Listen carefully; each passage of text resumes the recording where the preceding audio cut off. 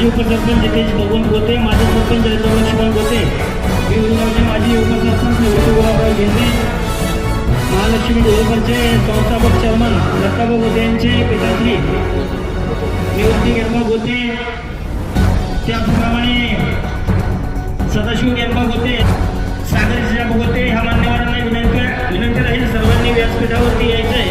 त्याचप्रमाणे आता पूर्णच्या विनंती आहे तुम्ही करूया. त्याचप्रमाणे कोकण हरगुडे, त्याचप्रमाणे कृष्णानगरीचे माजी सरपंच चंद्रकांताबा साटो याही मान्यवरांना विनंती आहे. क्रमशः हिवरी नगरीमध्ये गावच्या दौऱ्याच्या निमित्तानं आलेल्या सर्व पाहुण्यांचं ग्रामस्थांचं महिला भगिनींचं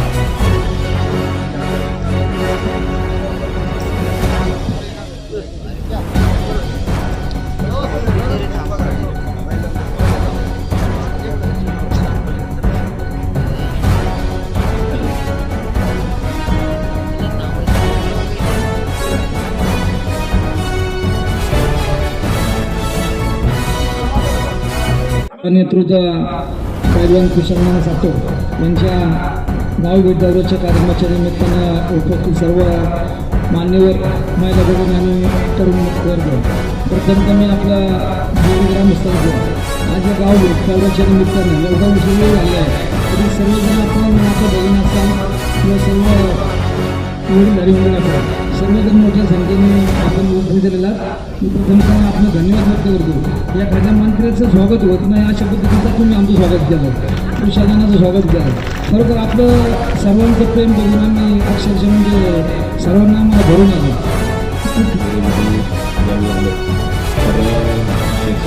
कार्यक्रम थोडा टाईम लागल्यामुळे इथे यायला उशीर झाला आणि आपण एवढ्या थंडीमध्ये सुद्धा अजून इथं थांबून राहिलो, त्याबद्दल मला इथं यायला उशीर झाल्याबद्दल मी दिलगिरी व्यक्त करतो. आणि तिथं आता महिलांची संख्या मोठी पुरुष वर्ग पण मोठ्या संख्येमध्ये जमलेला आहे. मला सगळ्यांच्यापर्यंत पोहोचून आशीर्वाद घेणं शक्य होत नाही, तर ह्या ठिकाणावरूनच मी आता आपल्यापासून प्रमुख होतो, आपण आशीर्वाद द्याल याची आशा बाळगतो.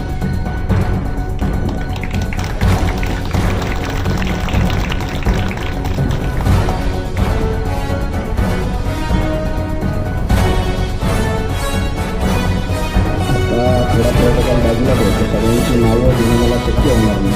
आधीच हळूहळू आता कुठंतरी माईकवरती बोलायला यायला लागलेलं आहे आणि त्याच्यात एखादं नाव राहून जाईल आणि जास्त वेळही घेणार नाही, कारण की माझे कान बांधलेले असले तरी मला माहिती आहे आपल्या सर्वांना थंडी वाटते. पण लहान मुलाची बाई आलेली तिच्या तिकड झालेला सांगायचं झालं तर ज्यावेळी आपण सामाजिक काम करत असतो, सामाजिक काम करत असताना ते काम अशा पद्धतीने आजपर्यंत आपण करत आलो की त्याचा कधी गाजावाजा केला नाही किंवा कुणापर्यंत आपल्याला मोठेपणा पाहिजे नाही अशासाठी कधी कुणाकडं आपली पेपरात बातमी आली पाहिजे, मीडियावरती आपलं नाव आलं पाहिजे अशासाठी कधी आपण काम करीत नव्हतो. आणि ज्यावेळी आपल्याची कामं म्हणजे आपले सार्वजनिक कामं करत असताना ज्यावेळी आपल्या लक्षात आलं की काम करत असताना आपल्याला राजकीय संघटना जे काही असतील यांचा आपल्याला आपल्याबरोबर त्या पाहिजे नाही, ते ज्यावेळी जाणवलं त्यावेळी पंचायत समितीच्या माध्यमातून आपल्याला काम करायची संधी आता आपल्याला मिळवायची या दृष्टिकोनातून मी पुढे ज्यावेळी येत होतो त्यावेळी पहिल्यांदा गट कसा पडेल, जण कसा पडेल किंवा कोणती गावं आपल्या गणांवरती ह्याचा कसलाही विचार केला नव्हता. फक्त आपल्याबरोबर आता एक पद आपल्याला पाहिजे नाही हे आपल्या माझ्या मनामध्ये पहिल्यांदा ते ज्यावेळी माझ्या मनात आलं त्यावेळी मी माझं काम चालू करत असताना पहिल्यांदा आपण श्री स्वामी समर्थांचा आशीर्वाद घेऊन आपण सर्व महिलांना आणि सर्व ज्येष्ठांना अक्कलकोटच्या स्वामीचं दर्शन घडवल्याच्या नंतर तसंच पुढे येत असताना जे काही आपले हिंदू धर्माचे. तर तुम्ही निवडून आला तर पहिल्या 100 दिवसात तुम्ही काय ठोस निर्णय घ्याल?